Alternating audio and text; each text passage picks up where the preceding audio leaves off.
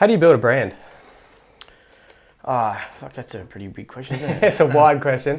You want to make sure you've got some decent backing behind you and investing. In saying that, I started Shred with another guy. We had $1,500 each, and by no means is that brand gone through the roof, but it's trickling along nicely. Yep. But how do you build a brand? I mean, one, you've got to find your niche. You've got to find your market, your target market, and really learn about that, and kind of stay in your lane, I would say. Mm-hmm.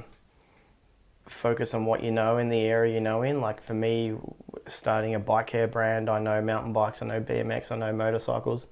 But imagine if I was to go and start a brand that has something to do with netball. Yeah, I wouldn't have a fucking clue, Like it just wouldn't work. You got to go do your 10-year grind. You've really got to, stay in your lane and stick to something you're passionate about.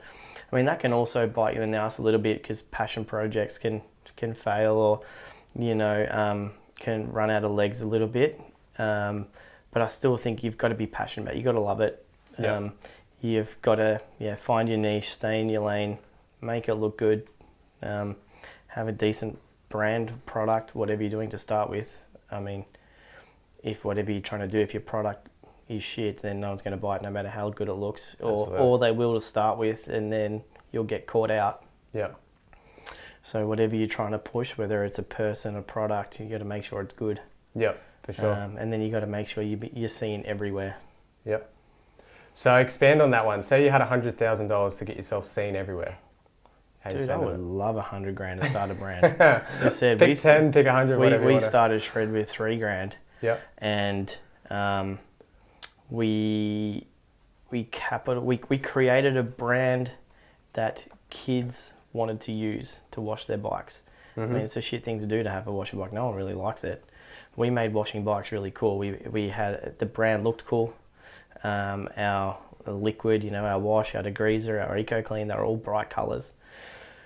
So we made it look good to start with. Mm-hmm. And then we gave away a lot of product. Yep. We just got everyone using it. So like sponsorships, you'd invest in? No. We just go to the local bike tracks. It's like activation, giving things out. Guerrilla marketing. Yep. Yeah, we'd set up at local BMX tracks, local mountain bike trails with a tent and just give kids samples. Old school. Full grind. Like It was like, what the fuck am I doing out here on a Saturday morning giving this stuff away? But it worked. Yep. And then obviously we're in that space. So I found that with a lot of kids these days too, kids are more looking at their peers on social media rather than their heroes, especially in the mountain bike space. And I use my son for example. We love watching World Cups and downhill world champs. He knows all the riders, bits and pieces, but he knows what his peers are doing and what jump they're jumping. This guy's, and they're all the cool kids all of a sudden. You're jumping the local 40, 50 foot road gap at Red Hill. Every 14-year-old kid wants to do that. And there's kids like that all around Australia. So we did a lot of research and found the best peers. And we gave them a shit ton of product. We gave them product to give out so they looked like a hero. Mm-hmm. And it worked so good. And we just got that much product out there and that much reach from looking after the best kids rather than the best pros. Yep. Because like I said, we found that kids are really looking up to their peers more than their heroes these days. Right. Because of social media. Gotcha. So are you doing the in-person stuff to then get them on the social media promoting? Or you just could you go purely social media? Or you have to do the in-person? Oh, you could just do content. Like if you had the money to spend, where would the effort go?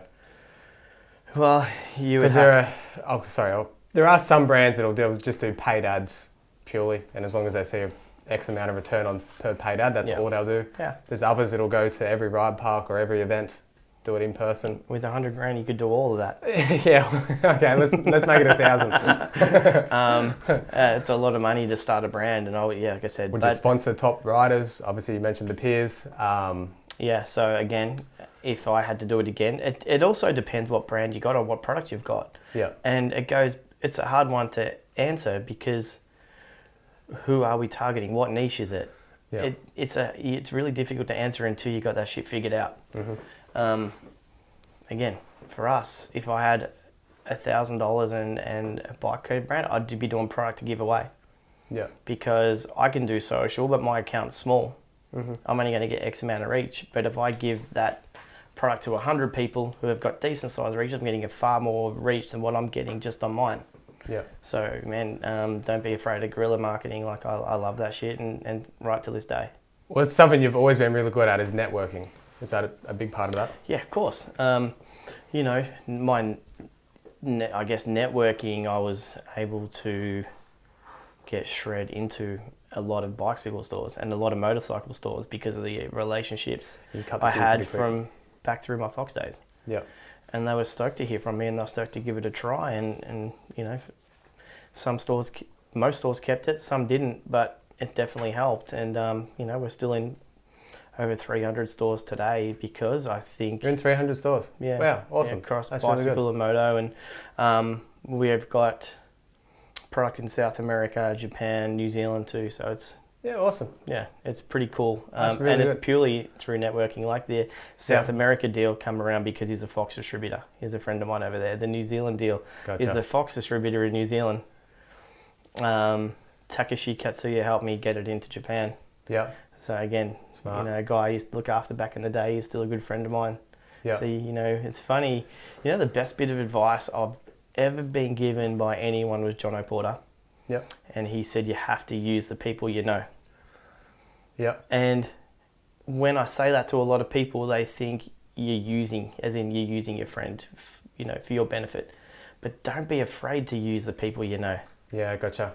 And ever since that day he said that, I'll use the people I know to help me, because I know along the way I've helped them, and what goes around comes around, and fuck, it's as cliche as anything, but good things happen to good people. And don't be afraid to ask for help, and use those people that you've helped along the way.